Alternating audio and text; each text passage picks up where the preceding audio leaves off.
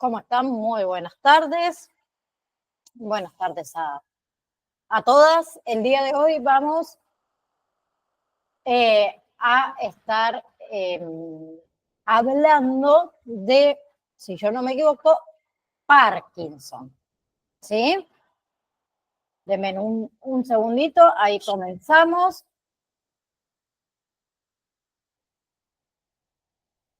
Bien. La enfermedad, entonces, de Parkinson, ¿qué es? Es un desorden crónico y degenerativo del cerebro, ¿bien? Que afecta más que nada lo que es el sistema motor, que causa lo que sería una pérdida, podemos decir, progresiva de la coordinación de los movimientos, ¿no? ¿Sí?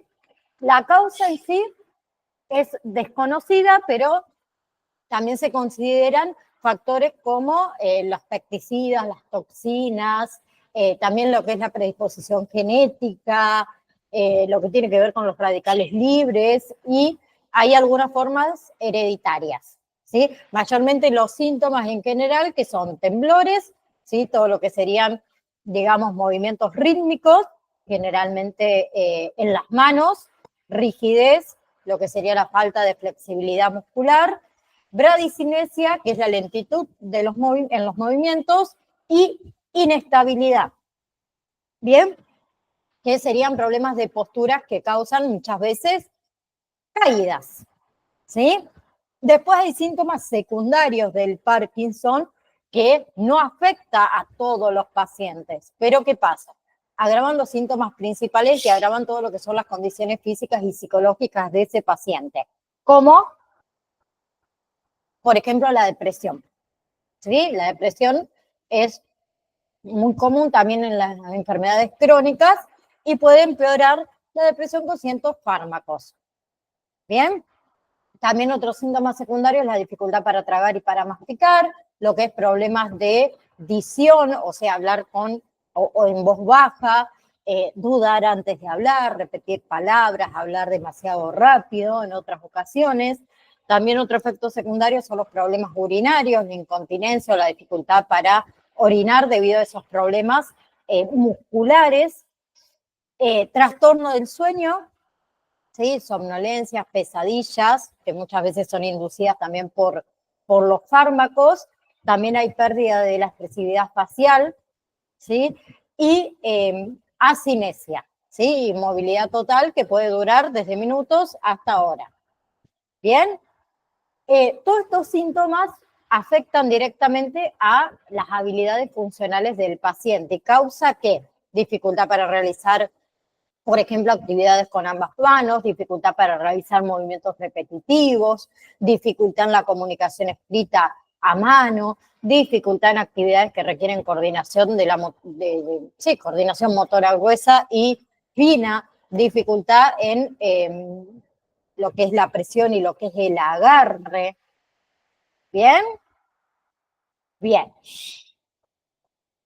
Ya lo que sería diagnóstico se basa más que nada en los síntomas. ¿Por qué? Porque no existen marcadores químicos específicos. Y también se utiliza tomografía, ¿sí? Lo que es tomografía axiales computarizadas, las famosas TAC, ¿sí? Se hacen exámenes de reflejo, pero la observación por parte, digamos, del profesional, del médico y de la familia es sumamente crucial, ¿sí? Y lo que sería un diagnóstico precoz también va a ser esencial para ese tratamiento, para que sea el adecuado. ¿Ok? Entonces, el Parkinson no tiene cura, pero el tratamiento que busca reducir la progresión de la enfermedad, también controlar lo que son los síntomas, controlar todo lo que son los efectos secundarios de los fármacos. Y hay medicamentos que son los que más se utilizan, como es la amantadina, también se utiliza lo que es levodopa y selegilina, ¿sí? Esos medicamentos se administran según la gravedad de los síntomas, ¿sí? Bien, va a depender también de eso.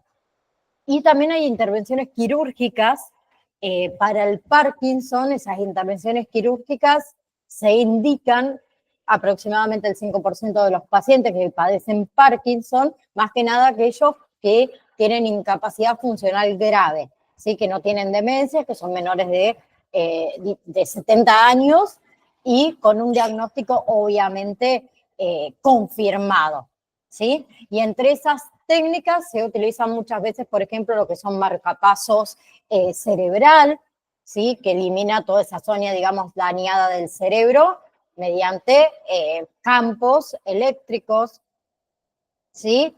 Después hay otras alternativas a la estimulación cerebral, que es un poco más profunda para aquellos pacientes que no responden, digamos, a los fármacos, ¿sí? Después hay implantes de células fetales, ¿sí? Que sustituyen, digamos, todas esas células muertas por sanas y así mejora lo que es la función cerebral y motora. ¿Bien?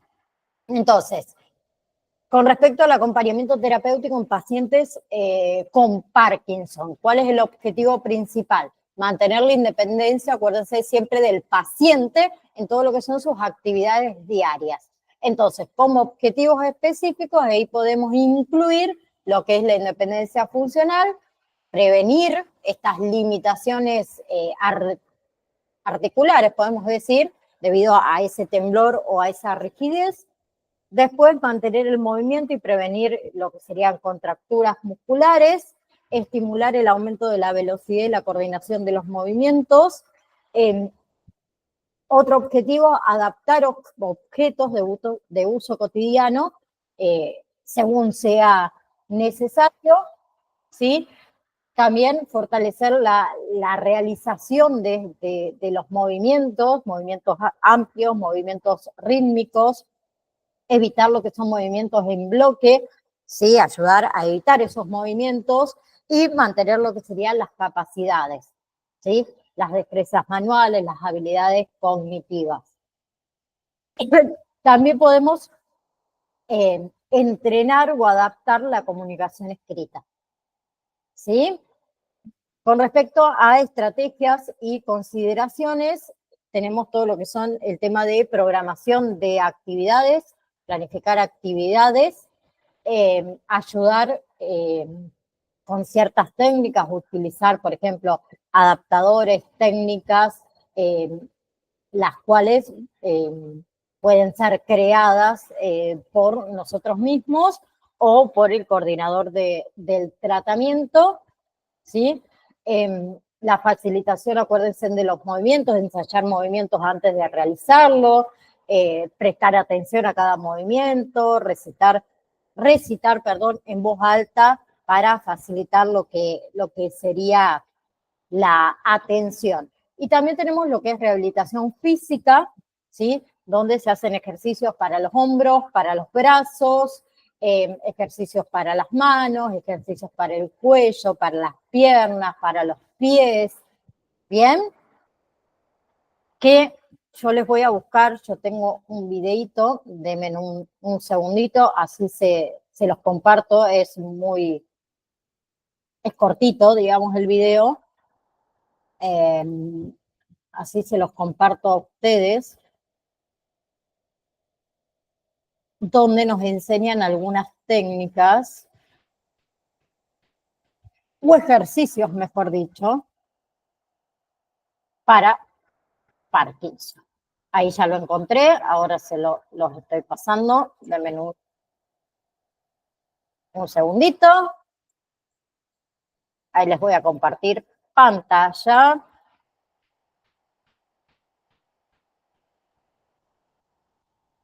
Así podemos verlo. Son 5 ejercicios para el Parkinson. Aquí te dejo 5 ejercicios que ayudan en el tratamiento de la enfermedad de Parkinson. Hola, soy Mariana Quevedo y soy fisioterapeuta en Querétaro.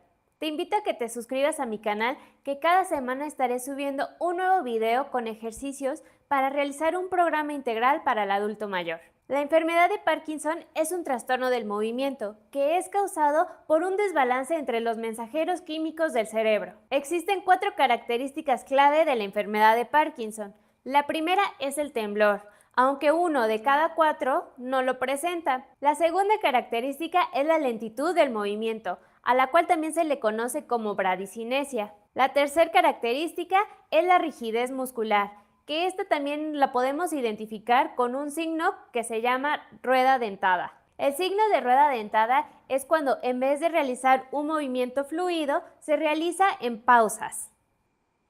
Y la última característica, la número 4, es la incapacidad de mantener el equilibrio. No todas las personas con el diagnóstico presentan estas 4 características, pero también se pueden presentar la micrografía, que es cuando la letra se hace más pequeña y más pegada.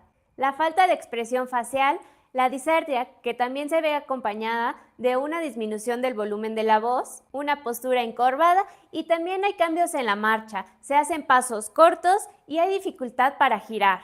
No existe cura para la enfermedad del Parkinson, pero existen múltiples opciones para poder minimizar los síntomas y poder brindar una mejor calidad de vida a los pacientes. Los medicamentos juegan un rol muy importante en el tratamiento de la enfermedad, por lo que la visita al neurólogo es fundamental. Una parte esencial en el tratamiento del Parkinson es el ejercicio, ya que este brinda las herramientas necesarias para mantener la máxima funcionalidad. Existen 3 líneas básicas del ejercicio para el paciente con Parkinson. La primera de ellas es el estiramiento, ya que este nos ayudará a mantener la máxima movilidad de nuestras articulaciones. La segunda de ellas es el ejercicio de fortalecimiento, que nos ayudará a mantener o mejorar nuestra capacidad para levantarnos y caminar. Y la tercera es el acondicionamiento físico, que nos ayudará a mantener la función cardiorrespiratoria. En este video te dejo 5 ejercicios de mucha utilidad en el tratamiento para los pacientes con Parkinson. Vamos a verlos. Ejercicio 1. Remos. Para este ejercicio necesitaremos una varita de aproximadamente 1 metro de largo. Persona sentada en una silla estable, espalda recta, con ambas manos tomando la varita a lo ancho de los hombros. Vamos a realizar 8 frente a nuestro cuerpo, como si estuviéramos remando. Inhalamos profundo y al exhalar hacemos el remo hacia un lado. Inhalamos al regreso y exhalamos. Realizamos de 8 a 12 repeticiones hacia cada lado.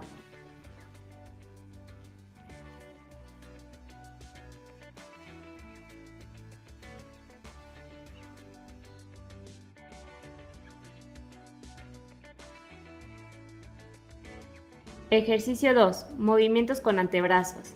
Persona sentada en una silla estable, piernas a lo ancho de la cadera, colocamos manos sobre nuestras piernas con palmas hacia abajo. Volteamos palmas hacia arriba, de forma que éstas vean hacia el techo. Para este ejercicio no realizaremos una cantidad en específico de repeticiones, ya que vamos a variar la velocidad del movimiento. Podemos aumentar la dificultad alternando una palma arriba y la otra abajo.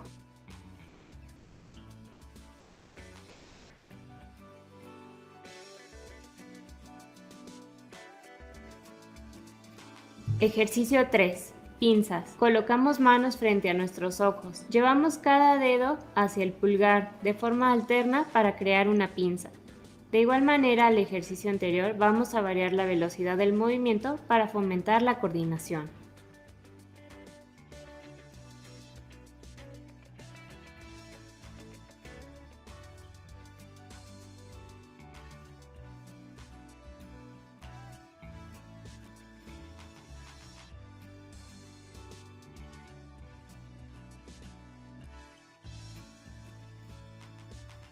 Ejercicio 4. Movimientos pélvicos.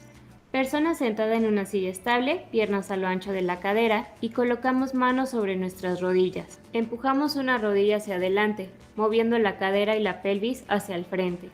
Realizamos lo mismo con el lado contrario y progresamos caminando hacia adelante sobre nuestra silla y de regreso.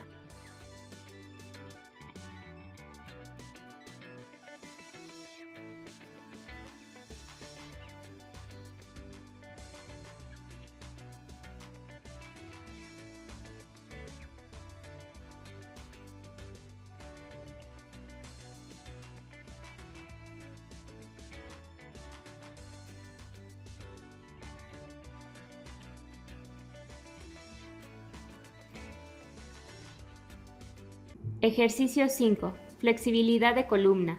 Persona sentada en una silla estable, piernas a lo ancho de la cadera.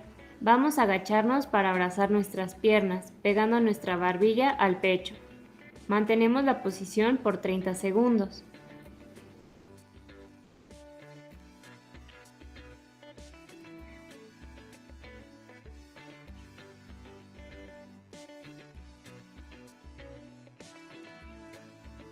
Regresamos lento para evitar marearnos. Y ahora tomamos el respaldo de nuestra silla. Enseguida crearemos una curva contraria con nuestra espalda y llevamos mirada hacia el techo. Mantenemos nuevamente la posición por 30 segundos.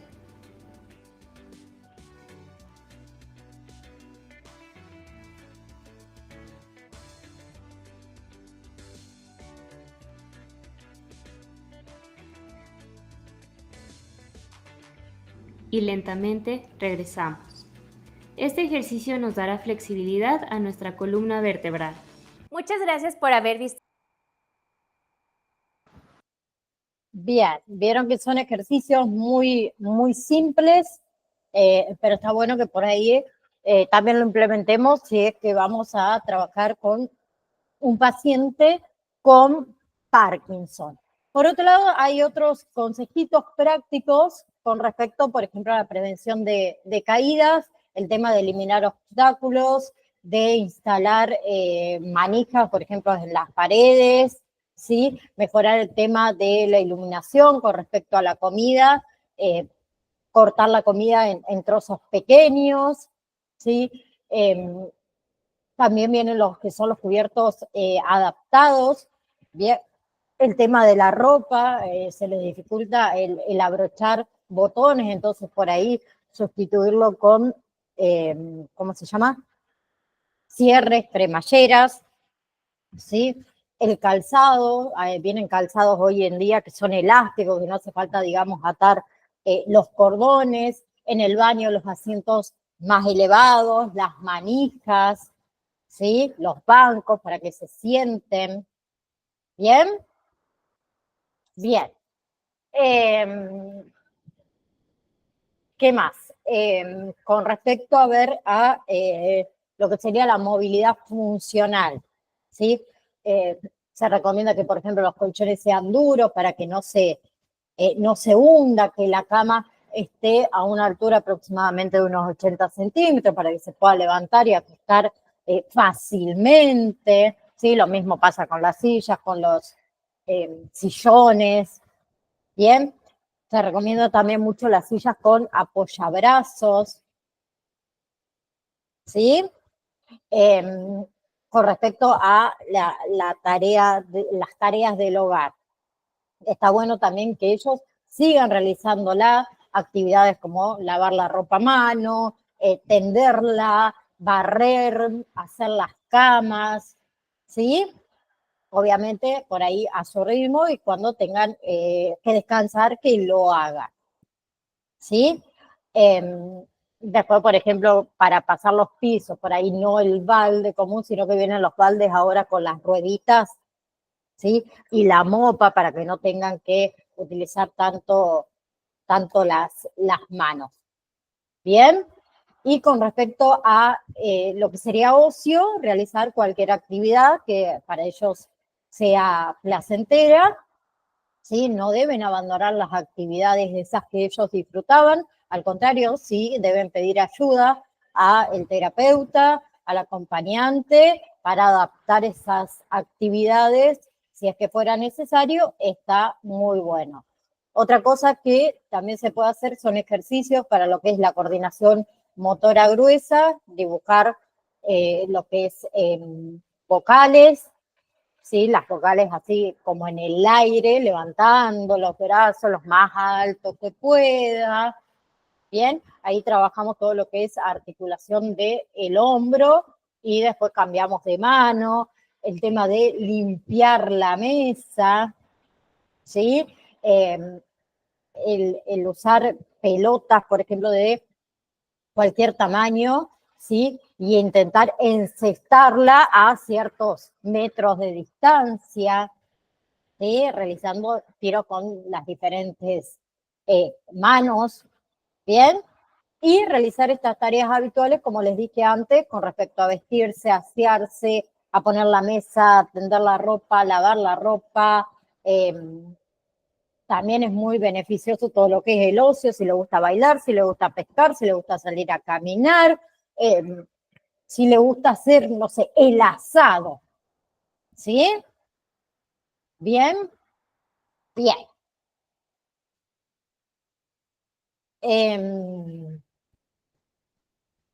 Con respecto también al tema de la comunicación, no me quiero olvidar de esto.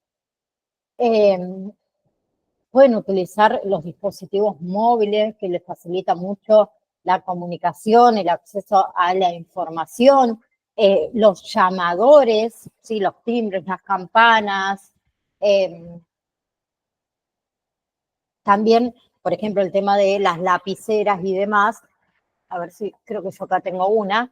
Vienen lapiceras más gruesas, ahí está, que también les facilita el tema de la escritura y lo que es el agarre, ¿sí? Los andadores con ruedas, los andadores con asiento, vienen muletas, vienen bastones plegables, ¿ok? Bien. Acuérdense también siempre que a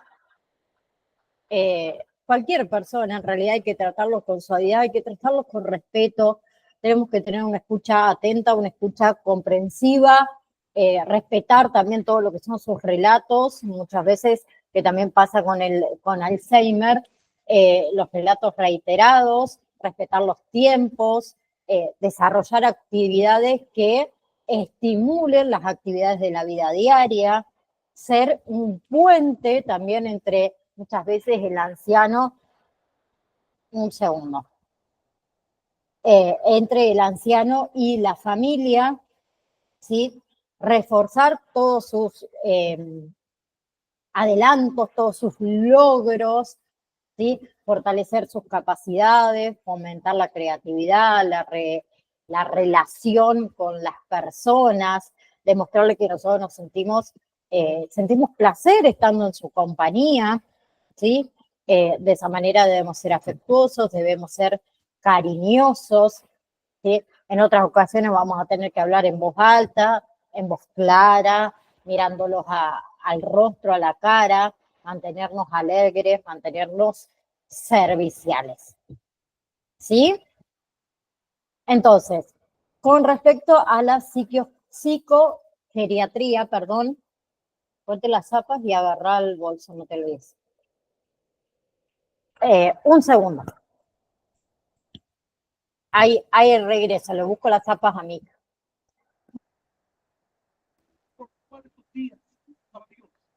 En la Biblia no cuenta. No cuenta. Simplemente salta para que pueda hacer la pena y estos son 400 años de tinieblas para que no cuenta. Para Dios simplemente cuenta sus días. Ahí regresé. Hola Máxima, ¿cómo estás? Este varón decide la luz de Dios. Perdón, fui a buscarle las zapatillas a la niña que tiene que ir a gimnasia y no las encontraba. ¿Cómo estás? Estamos hablando de Parkinson. Hola, y resumiendo un poco lo de la vejez. Me perdí. Me despistó el tema de las zapatillas. ¿Las encontraste? Bien. Bien, le decía, con respecto a la psicogeriatría, ¿sí? Es una subespecialidad de la psiquiatría que se ocupa de lo que es el estudio, de lo que es la prevención y lo que es el tratamiento de todos los trastornos mentales en la vejez, que también es sumamente importante. Y para acompañar en la vejez debemos pensar nosotros en el significado, acuérdense, de la vejez, nos debemos recordar también el paso del tiempo, la enfermedad, el deterioro físico, el deterioro mental, la soledad, el aislamiento, y una etapa que es ineludible, que es la muerte, ¿sí? Eso nunca olvidárselo. El acompañante terapéutico, acuérdense entonces también que ayuda a la aceptación del paso del tiempo, a la aceptación muchas veces también de la enfermedad, de sus limitaciones en la vejez, ¿sí? El acompañante terapéutico es la clave para ¿qué? Para desarticular ese concepto de viejo, ¿sí? Viejo como loco, discriminado, como aislado, como apartado de la familia y apartado de la sociedad, que muchas veces pasa. Y Por ahí es feo escucharlo, pero sucede mucho más de lo que uno cree. ¿Bien? Y por último hay una cosa no menos importante, es el riesgo suicida en gerontes. ¿Sí? Nuestra figura es fundamental, ¿sí? Tanto para la internación psiquiátrica, en el hogar de día, en las instituciones geriátricas, en la casa del paciente. ¿Sí? El acompañante terapéutico no solamente disminuye el riesgo del paciente, sino que actúa como un facilitador, ¿sí? O como un aliviador, podemos decir, para la familia. ¿Sí? Nosotros funcionamos como esa bisagra entre lo que es el mundo exterior y el sufrimiento del mundo interno. ¿Sí? Colaboramos en qué? En la contención diaria. ¿Sí? Colaboramos en la reinserción social. ¿Bien? Bien. Entonces, tenemos lo que es ancianidad, ahí está, no me salía la palabra, ay, hoy estoy. La ancianidad, que es un envejecimiento normal, acuérdense, en donde hay una declinación fisiológica progresiva, ¿sí? De todo lo que es deficiencia biológica, de todos los órganos del cuerpo. ¿Sí? Es un concepto relativo que comprende que las dimensiones físicas, psíquicas, sociales, culturales e históricas. ¿Sí?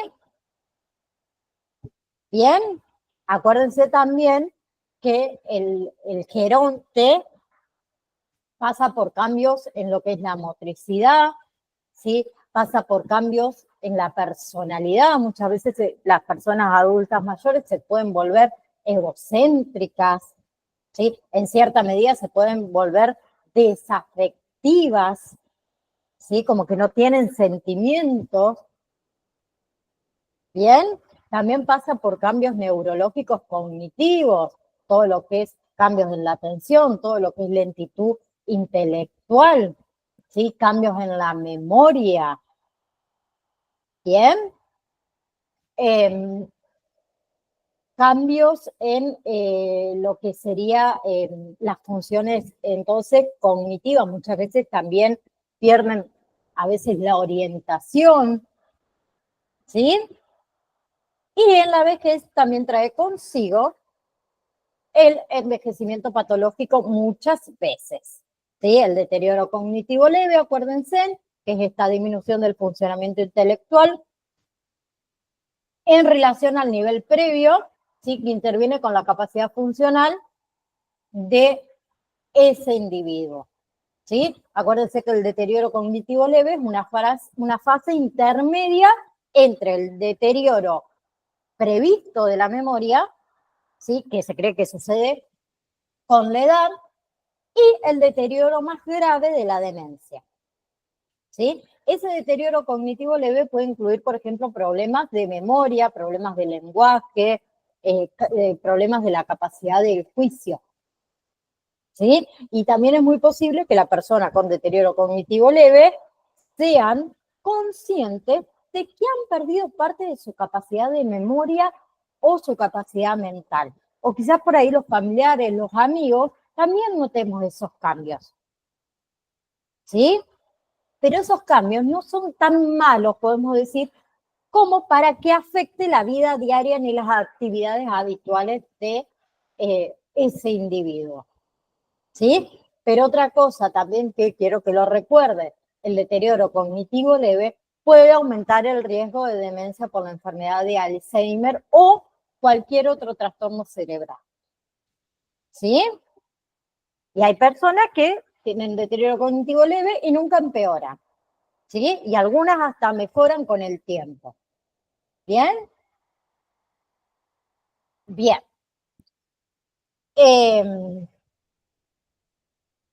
Con respecto entonces a las demencias, son deterioro de la capacidad mental lo suficientemente grave como para interferir en la vida diaria, ¿sí? No es una enfermedad específica las demencias, sino que describen en realidad una amplia variedad de síntomas que están relacionados al deterioro de la memoria, que están relacionados a lo que son las capacidades de razonamiento. ¿Sí? Y acuérdense que hay dos tipos de demencia, las irreversibles y las reversibles. ¿Sí? Las irreversibles, recuerden que tenemos todo lo que es deterioro cognitivo, ¿sí? Que es lo suficientemente severo como para interferir en las actividades cotidianas, ¿sí? Y las reversibles son aquellas provocadas ¿por qué? Por un déficit, por ejemplo, de ciertas vitaminas, como era la vitamina B12, la vitamina B1, vitamina B3, por hipotiroidismo, puede ser a causa de lesiones, de tumores, de ACV. ¿Bien? ¿Se acuerdan de esa parte o no?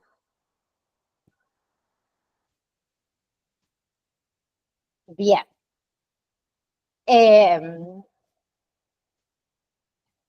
Bien. Con respecto al Alzheimer, algo que también me gustaría que ustedes lo sepan, es que tenemos dos tipos de Alzheimer. El Alzheimer de inicio temprano, ¿sí? Que afecta a personas entre 30 y 65 años de edad, ¿sí? Está muy relacionado con lo que son antecedentes familiares y mutaciones genéticas. ¿Bien? Y está el Alzheimer de inicio tardío, ¿sí? O esporádico, también lo pueden encontrar con ese nombre, que afecta a personas mayores de 65 años. Este no está directamente relacionado con una mutación genética específica. ¿Sí? Después hay otro tipo de Alzheimer, que es el Alzheimer inflamatorio. Bien, que en realidad se caracteriza por esta presencia de procesos inflamatorios en el cerebro. ¿Sí? Todo lo que son los niveles de proteína C reactivan, están muy elevados. ¿Sí? Después está Alzheimer no inflamatorio, ¿sí? Donde se presentan procesos inflamatorios, pero no muy significativos, ¿sí? Que muchas veces se asocia con personas mucho más jóvenes. El Alzheimer leve, donde el paciente comienza a tener cierto deterioro cognitivo, ¿sí? Y el impacto en el día a día, digamos, es relativo, pero puede aparecer ciertos problemas, por ejemplo, en el trabajo, en todo lo que son las tareas domésticas también. El Alzheimer moderado, ¿sí? Donde ese deterioro cognitivo es mucho más evidente y también afecta significativamente la vida diaria, ¿sí? Donde digamos que este paciente puede necesitar ayuda en actividades cotidianas. Y luego tenemos el Alzheimer grave, ¿sí? Donde acá el deterioro cognitivo es mucho más profundo, los pacientes ya requieren cuidados constantes, el paciente también puede perder la capacidad de comunicarse, puede perder la capacidad de reconocer a sus seres queridos. Cada tipo de Alzheimer puede presentar síntomas también muy similares, ¿bien? Pero la gravedad y el progreso, digamos, de la enfermedad, ahí sí varía. ¿Sí? Bien. ¿Alguna pregunta hasta ahora con respecto a Alzheimer, deterioro cognitivo leve, Parkinson y, bueno, hablamos en general de las demencias? ¿No?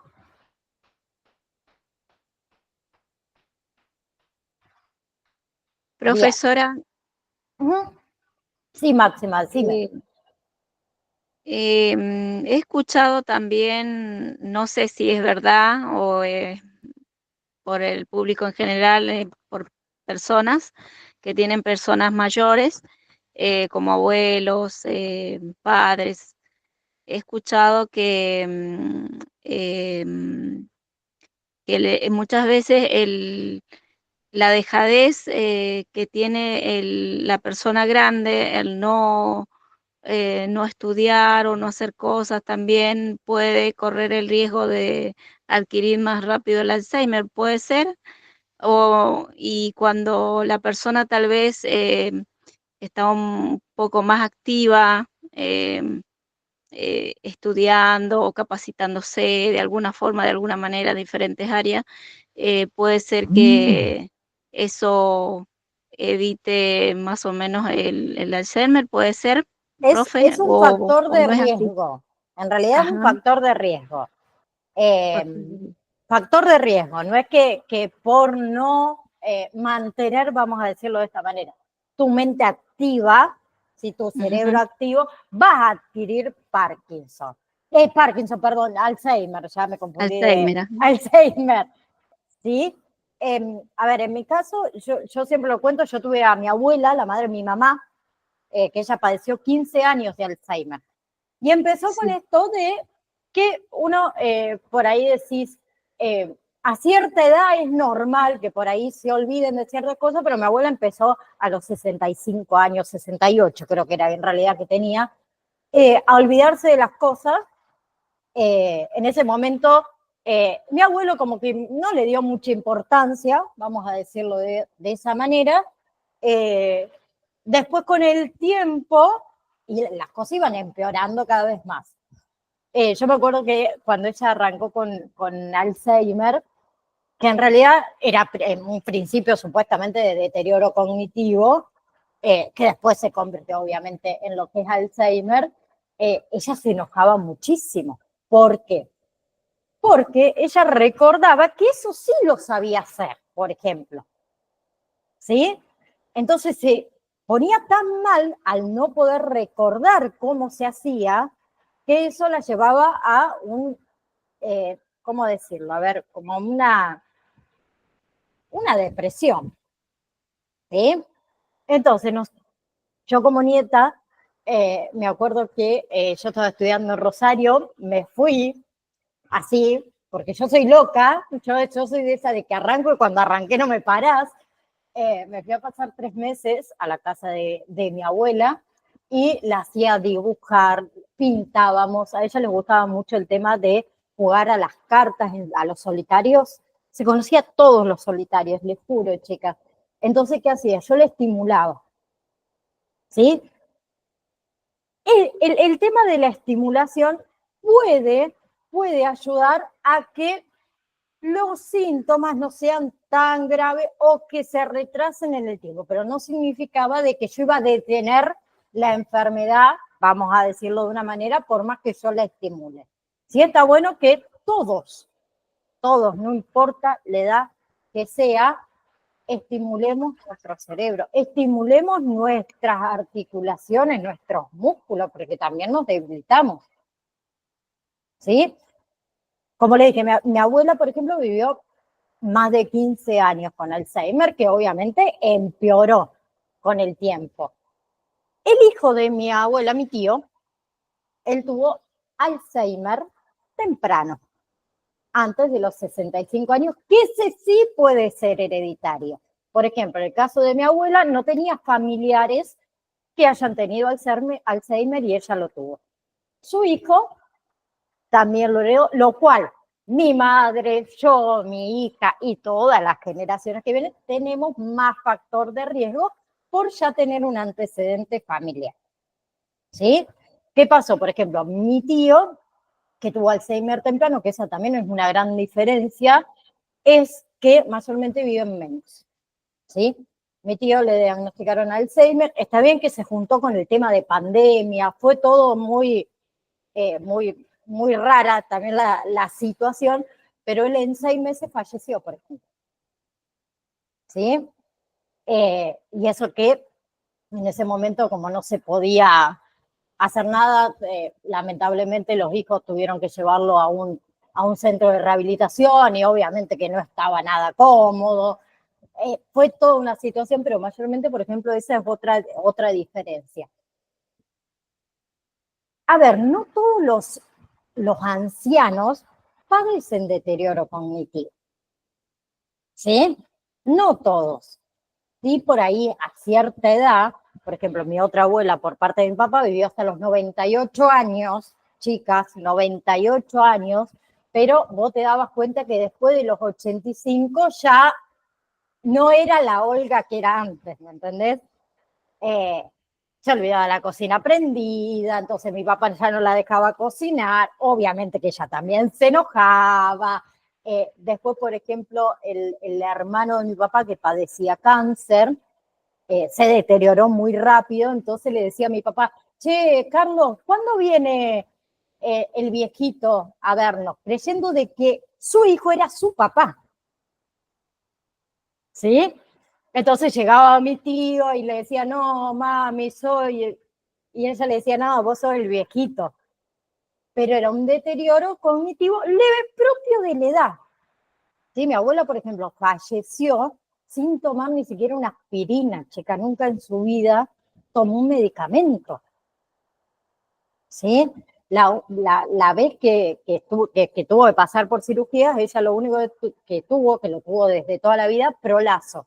¿Sí? El útero se te cae. Entonces, bueno, un par de cirugías de esas, pero después jamás, nunca estuvo internada porque, no sé, una deshidratación, por que los médicos decían, no puede ser que la Olga con 98 años, está bien, estaba un poco perdida, sí, propio de la edad, ¿sí? Pero no por una enfermedad. Entonces, ¿qué fue? Un envejecimiento como, por ejemplo, este que yo les cuento de mi abuela de 98 años. ¿Patológico o normal? Normal. ¿Sí? Por parte de mi mamá, que mi abuela tenía Alzheimer, fue un envejecimiento patológico. ¿Sí? Porque venía con una enfermedad. ¿Bien? Y estimular está genial, pero a cualquier edad, no esperemos a tener 60, 70 años. ¿Qué pasa cuando llegamos a la vejez? Como les dije antes, a ver, uno se jubila, la jubilación no alcanza ni para comprar un kilo de pan, eso, vamos cada vez para abajo, uno siente que ya no es funcional a la vida, que a ver, ¿cómo decirlo? Ya no sirvo para el trabajo, no puedo limpiar la casa como a mí me gusta, no sé, vamos a suponer. Entonces uno se va debilitando, además de físicamente, emocionalmente, que eso es lo que más deteriora a las personas. El tema de las emociones, ¿sí? Por ahí a los familiares muchas veces le pesa esto de, uy, tengo que ir a ver a la abuela, a mamá, y sí o sí tengo que pasar, y la verdad que no tengo ganas, y pasan 5 segundos, hablan, toman 2 mates, y chao, me voy a mi casa porque tengo mi familia, porque también me esperan mis hijos, y todo eso al anciano nos debilita mucho, ¿sí? Yo siempre digo lo siguiente, a ver, yo no estoy en contra, por ejemplo, de los hogares de ancianos y de esos lugares porque realmente muchas veces son necesarios y muchas veces la familia no tiene alternativa. Pero ellos se sienten muy abandonados, como que, ay, mira, soy una carga para mi familia y me tiran acá, me dejan acá. Aunque no es así muchas veces. Otras veces sí, no estoy justificando. Por eso siempre digo, cuando un anciano está en un hogar de ancianos o en un centro de rehabilitación, el que me dice que no tiene tiempo, no le creo. No tengo tiempo de ir a visitarlo. No tengo ganas de ir a visitarlo. ¿Sí? Uno el tiempo se lo hace. Yo siempre le digo esto a mis amigas, ay, ¿cuándo nos vamos a reunir? Ay, no, porque no tenés ganas, decime, no tengo ganas, porque 10 minutos, me va a decir que no tenés 10 minutos de tu vida para, no sé, pasar y hablamos 2 palabras fuera, no importa. No tengo ganas. Entonces, seamos un poquito sinceros de esa parte. ¿Sí? Muchas veces a todos nos ha pasado, me incluyo, de que te invitan a algún lado y metemos alguna excusa, no, porque, no sé, mi hija está resfriada. ¡Mentira! Mi hija no está resfriada, no está descompuesta, yo no tengo ganas de ir. ¿Por qué le digo que mi hija está resfriada? No, seamos un poco más sinceros. ¿Sí? Otra cosa, con respecto a la terapia ocupacional, ¿sí? Que muchas veces también se piensa que el acompañante terapéutico es el que realiza la terapia ocupacional. En realidad es una disciplina, ¿sí? Que en ocasiones muchas veces también se confunde con la fisioterapia, ¿sí? En realidad la terapia ocupacional tiene como objetivo que las personas que sufren algún tipo de limitación física, limitación psíquica, pueda tener una vida independiente, que va también muy de la mano con el acompañamiento terapéutico, ¿no? ¿Sí? O sea, que el enfermo sea capaz de valerse por sí mismo, de ser productivo y que pueda disfrutar del ocio. Bien, el objetivo que tiene en realidad, en términos amplios, es mejorar la aptitud de movimientos, prevenir todo lo que son las limitaciones articulares, ¿sí? Asesorar también en lo que es esto de adaptar el hogar del paciente, también lo hace el terapeuta ocupacional. También lo que es entrenar en las actividades básicas de la vida diaria, mejorar o mantener lo que es la coordinación motriz, el tema de asesorar, de orientar, de entrenar sobre lo que son ayudas técnicas, ¿sí? Que nosotros también, en ese caso, está muy bueno que trabajemos de la mano con un terapista ocupacional. Nos va a ayudar mucho a nosotros en el día a día con, por ejemplo, estos tipos de pacientes, ¿sí? El plan terapéutico, en realidad, ¿en qué consiste? Entonces, en trabajar todos los componentes psicomotores y cognitivos que están afectados en estas personas y hacer un entrenamiento, digamos, de las áreas de ejecución afectadas, ¿sí? Es muy importante también, por ejemplo, que las personas acudan a la rehabilitación, que acudan a un centro de día, a un hospital de día, que se lleve a cabo este programa terapéutico, ¿sí? Para poder mejorar, para poder prevenir que vaya estas afecciones mucho más allá, ¿sí? Bien, también está la otra opción del servicio a domicilio de terapia ocupacional, ¿sí? El servicio a domicilio, podemos decir, de terapia ocupacional es un tratamiento un poco más individualizado, más intenso, más rápido y también un poco más eficaz, ¿sí? A ver, la terapia ocupacional, entonces podemos decir que es el uso terapéutico de las actividades de cuidado, de trabajo, de juego, que incrementa la que es la independencia funcional, aumenta lo que es el desarrollo y también para prevenir que incapacidades, ¿sí? Y se puede incluir esto de la adaptación de tareas, adaptación del entorno, para que este paciente tenga más independencia, para que tenga una mejor calidad de vida, ¿sí? Se valora todo lo que es, acuérdense, el grado de independencia de ese paciente con respecto a la vida diaria, a la función en general, ¿sí? Bien. Entonces, las actividades terapéuticas están enfocadas en tres podemos decir, aspectos. Actividades de la vida diaria, ¿sí? Alimentación, higiene, autocuidado, vestimenta, movilidad, por ejemplo, a lo que son los juegos, ¿sí? ¿Con qué fin? Tanto mental como físico. Con el fin de aliviar el estrés, los juegos. Con el fin de que se utilicen menos medicamentos. Bien, y ahí podemos tener, a ver, con respecto a los juegos, musicoterapia, gimnasia, juegos de salón, podemos incluir la televisión también. Y tercero, el tercer aspecto es el trabajo, que ahí podemos incluir todo lo que son tareas domésticas, regar las plantas, limpiar, sacar el polvo de los muebles, hacer las camas, y después están todo lo que son talleres protegidos, ¿sí? Por ejemplo, ¿qué sería? Un taller donde se hace un producto en series, en pasos, vamos a decirlo, que también se trabaja de esa manera, ¿sí? Bien.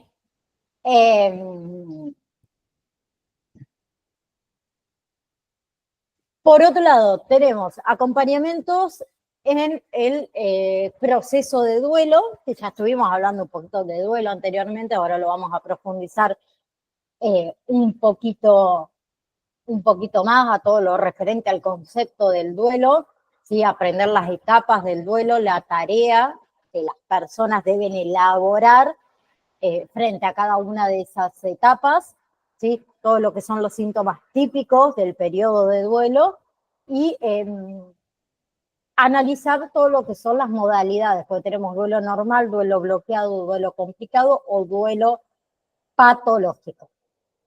¿Sí? Entonces, por ejemplo, a ver, el acompañamiento en lo que es etapa terminal, ¿sí? Nos enfrenta a lo que por ahí uno más miedo le tiene, que es la muerte, ¿no? ¿Sí?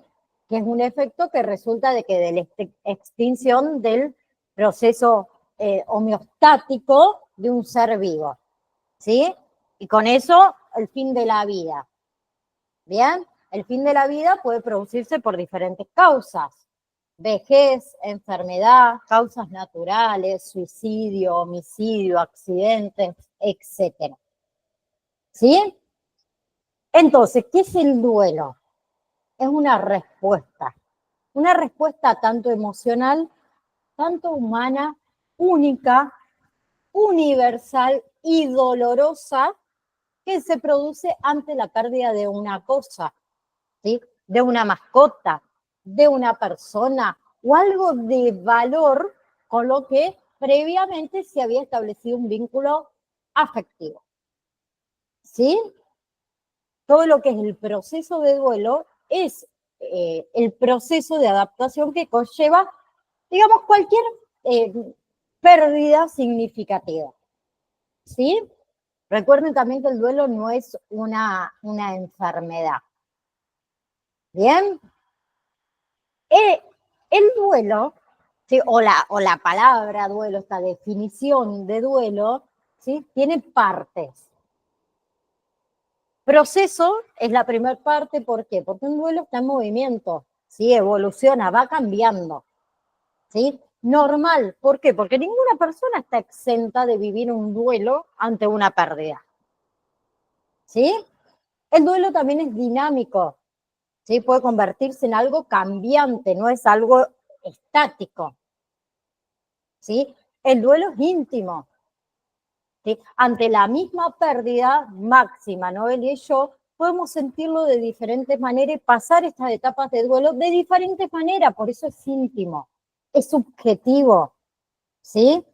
Como cada uno lo vive, depende de la personalidad, depende de las experiencias previas, ¿sí?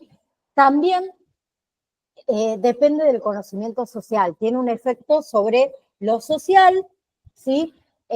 Por ejemplo, la pérdida de un ser querido mayormente va acompañado de rituales sociales como es el funeral, ¿no? Bien, y también es activo. ¿Por qué? Porque requiere del esfuerzo del doliente para la recuperación, ¿sí? Entonces, el proceso de duelo es un periodo de adaptación a esa pérdida. Es un proceso psicológico que tiene componentes tanto fisiológicos como sociales. Y todo lo que es la intensidad, todo lo que es la duración de ese proceso va a ser directamente proporcional a, a la dimensión y al significado de esa pérdida. ¿Sí? Por ejemplo, a ver, y pongo un ejemplo a lo mejor bien tonto. A mí me encantan las plantas y cada vez que una planta a mí se me muere, yo entro en un proceso de duelo, pero de un par de horas o de unos días. Que no va a ser el mismo proceso de duelo que viviré cuando fallece un ser querido. ¿Se entiende, no? Las diferencias atroces que estoy diciendo. ¿Sí? Bien. Sí, ¿se entiende? Bien. Tenemos la tarea del duelo. Tarea número 1 es aceptar la pérdida. ¿Sí? Mayormente, ¿qué hay? Una negación. ¿Sí? Bien. Tarea número 2, elaborar el dolor de la pérdida, o sea, vivir ese dolor. Bien. Tarea número 3, adaptarse al mundo sin esa persona, por ejemplo, que falleció. Bien, ahí es donde uno reconoce las relaciones que tenía con ese fallecido. Muchas veces también afrontamos nuevos roles, nuestra propia personalidad a veces cambia. muchas veces también le buscamos sentido a esa pérdida. Tarea número 4, hallar una conexión perdurable con el fallecido, ¿sí? Que incluye esto de no olvidar a ese ser querido, pero que debemos continuar con nuestra vida, ¿sí? Bien, yo también un ejemplo que por ahí pongo en esta última tarea es que mayormente cuando fallece un ser querido, cuando uno habla de ese ser querido, nos viene el llanto, la tristeza y demás. Cuando ya hayamos una conexión perdurable con el fallecido, muchas veces ya hablamos del fallecido y no significa que no nos ponga triste, pero sino que lo tomamos de otra manera y por ahí no estamos tan enfocados en la parte esta de su final, sino en todo lo que vivimos con esa persona y que también nos alegra y al mismo tiempo nos pone en modo triste, vamos a decirlo así. ¿Sí? Por ejemplo, cuando ya empezamos a contar las anécdotas, uy, ¿te acordás cuando con el abuelo, con la tía, sí, hicimos tal cosa? Y nos da ganas de volver a esa situación, pero al mismo tiempo nos da alegría porque la vivimos. ¿Sí? Con respecto a los síntomas, que va a ser lo último que vemos hoy, y después nos vamos a encontrar mañana, después les digo la hora, de igual manera va a quedar grabado. Cuando uno pasa por un duelo hay diferentes tipos de síntomas, tanto emocionales, cognitivos, conductuales y orgánicos. Si hablamos de los síntomas emocionales, en general tenemos tristeza, muchas veces enfado, culpa, ansiedad, soledad, estado de shock, ¿sí? Insensibilidad, apatía, fatiga, ¿sí?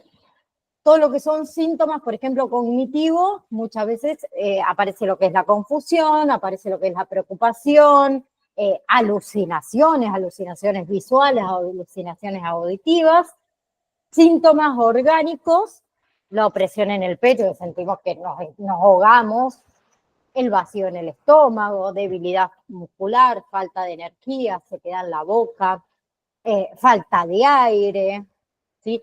Esto de el nudo en la garganta, y después están los síntomas conductuales. Puede aparecer trastorno del sueño, trastorno de alimentación, conductas distraídas, ¿sí? Que no estamos en el mundo, ¿sí?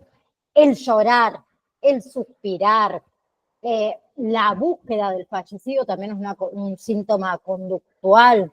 Las conductas muchas veces también de evitación, de no ir a un sitio o no pasar por un sitio porque me recuerda, ¿sí? Soñar con ese ser querido. Otras veces también está el tema del aislamiento social, ¿sí?